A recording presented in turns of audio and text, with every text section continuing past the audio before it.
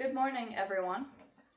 Today I'm taking you through the life and legacy of Robert Gabriel Mugabe.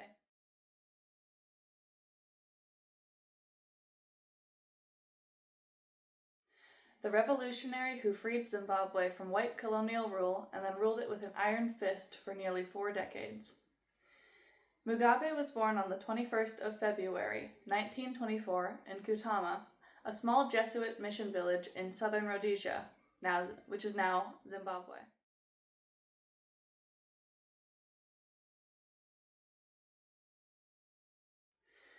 Mugabe was Shona by heritage and was raised in a devout Catholic home. Mugabe was a brilliant student. He earned 7 degrees by correspondence, night school, and in-person study, including a Bachelor of Arts from Fort Hare University in South Africa, the same institution that shaped Nelson Mandela and Oliver Tambo.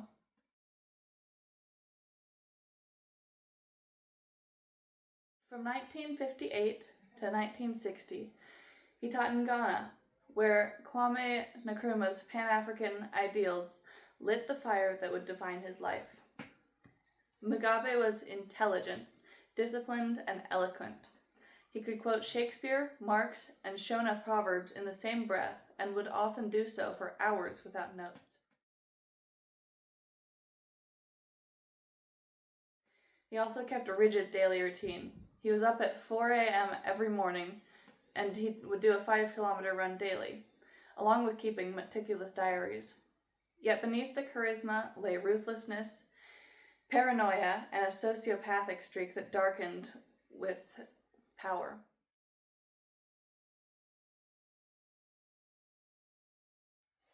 In the 1960s, he preached Marxist land reforms and African dignity, but by the 1980s, he was ordering massacres and rigging elections. Let's walk through the 5 defining phases of his life together. First, from 1960 to 1979, we saw his rise as a guerrilla leader. He co-founded ZANU, the Zimbabwe African National Union, in 1963.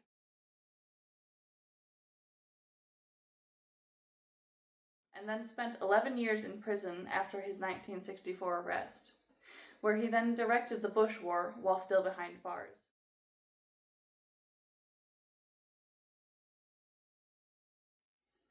The war ended with the Lancaster House Agreement in December 1979, on the 18th of April 1980. Zimbabwe gained independence, and Mugabe, now at the age of 56, became Prime Minister.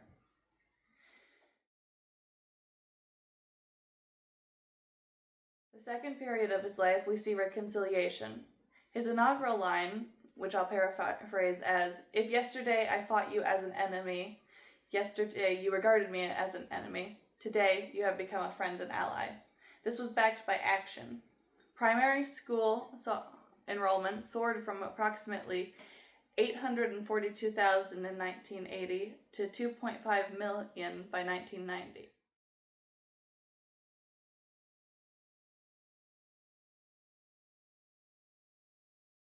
Life expectancy rose from 56 to 61, and the government peacefully purchased roughly 3.5 million hectares of white farmland under willing seller, willing buyer.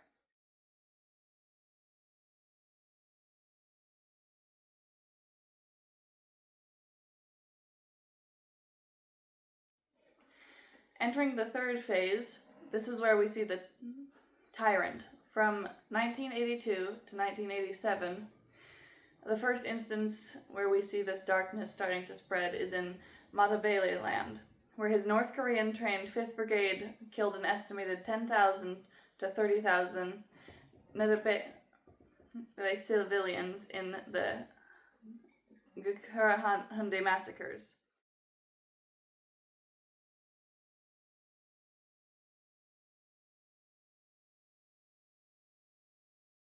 Branded by Mugabe during a speech as the early rain that washes away the chaff.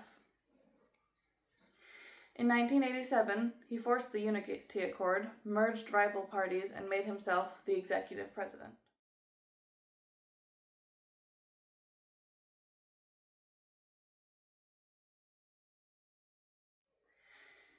In the fourth phase, from 1997 to 2008, we see economic radicalism. With 70% of commercial farmland still white-owned, war veterans began to invade properties in 2000.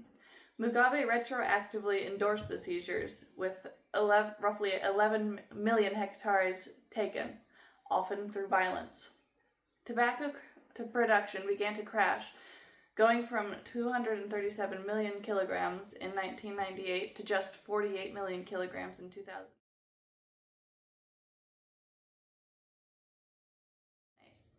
Hyperinflation then hit 89.7 sextillion% in November 2008.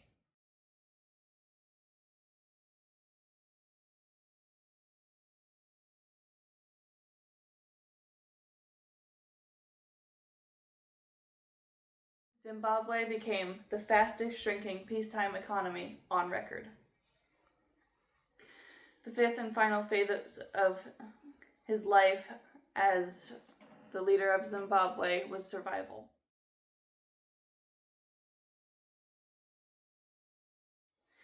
After losing the first round of the March 2008 election, his regime killed roughly 200 to 500 opposition supporters to force a runoff victory.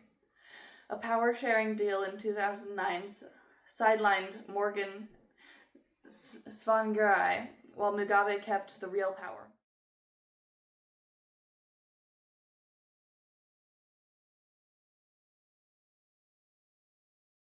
He pivoted to a look-east trade with China and won another rigged vote in 2013 at the age of 89, and ruled until the occurrence of a military coup on November 2017.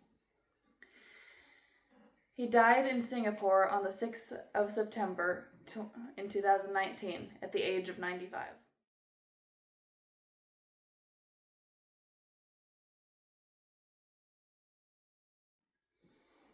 Now, Robert Gabriel Mugabe left a few legacies behind.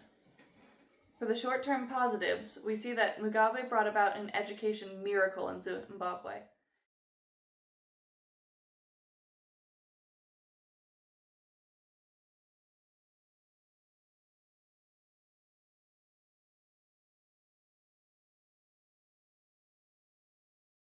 (92% literacy by 1990, the highest in sub-Saharan Africa, and a reconciliation model that briefly eased tensions between Black Africans and white Africans.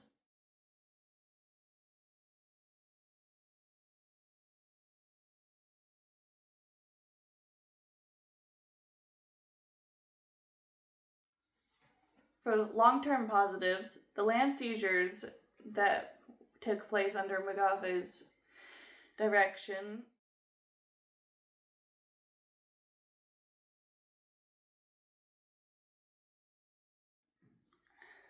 inspired South Africa's 2018 expropriation debates and Namibia's post-2020 reforms. As for short-term negatives, ethnic scars were lost after Gukurahundi's incident.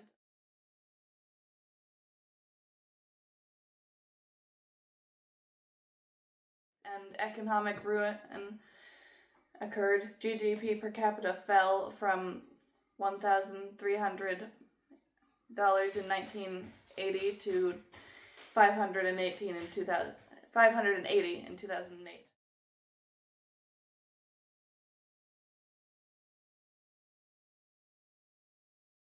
And there were 3 to 4 million refugees and immigrants.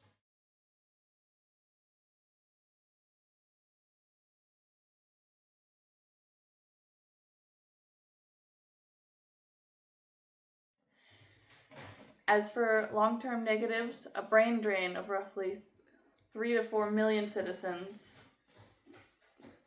left Zimbabwe as a result of the economic downturn and various other legislative issues.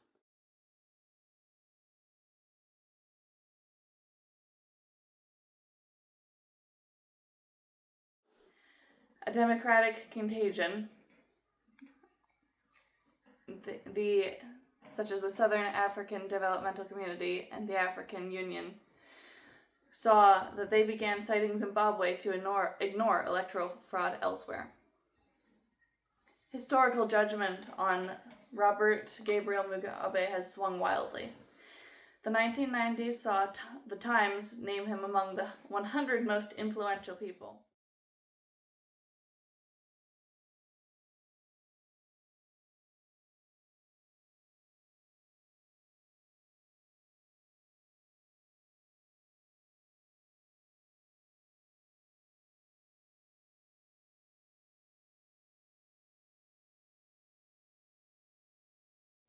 And the 2010s had The Economist call him Africa's oldest dictator.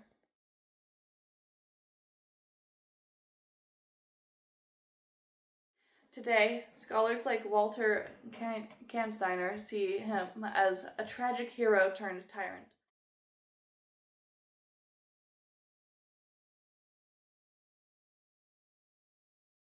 While Horace Campbell defends the land revolution, but not the blood.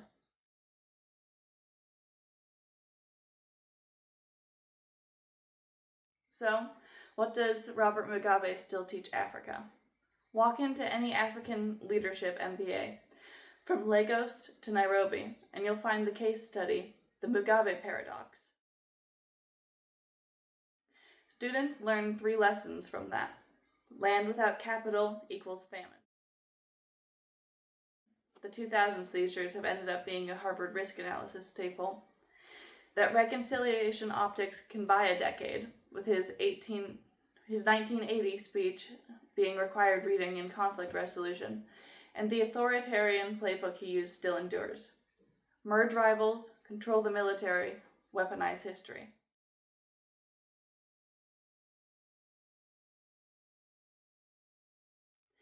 You can see echoes in Sudan, Uganda, and even in Rwanda's softer versions. Mugabe proved that a liberation hero could seize land from colonial monopolies, but also that land without capital, skills, or rule of law equals famine and ruin.